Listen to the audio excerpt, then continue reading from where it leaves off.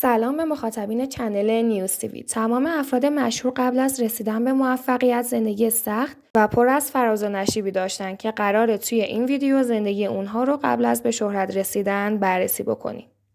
شماره 1 براد پیت قبل از اینکه بازیگر مشهوری بشه مدتی جلوی یک رستوران مرغ فروشی میایستاد و با تنپوش مرغ برای اون رستوران تبلیغ میکرد. وقتی در مصاحبه از اون سوال شد که از این کار چقدر پول در می آورد، گفت دستمزدش رو به خاطر نداره، اما فقط برای سیر کردن شکمش برای اون رستوران کار میکرده.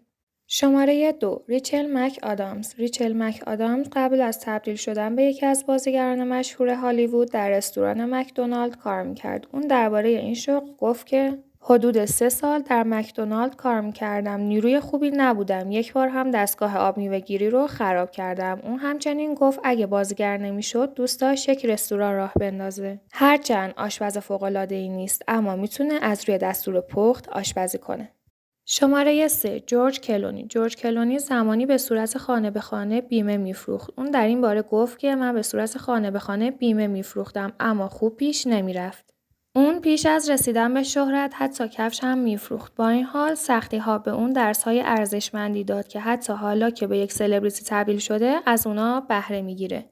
شماره 4 جنیفر آنیستون قبل از رسیدن به موفقیت و شهرت مشکلات زیادی رو تجربه کرد. جنیفر در این باره گفت از خانواده دور بودم و جای دیگری زندگی می‌کردم. 6 سریال تلویزیونی ناموفق داشتم. سالها در نیویورک پیشخدمت بودم و مدتی هم بازاریاب تلفنی بودم، ولی حتی یک فروش هم نداشتم. در این کار افتضاح بودم.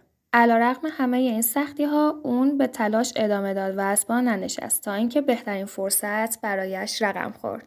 شماره 5 سوفیا ورگارا پیش از بازیگر شدن دندانپزشکی میخوند و در این باره گفت که میخواستم دکتر بشم، اما دکتر شدن زمان زیادی رو میبره و سالها باید درس بخونم و خیلی سخته. به همین دلیل اون از دندانپزشکی کنار کشید و به بازیگری رو آورد.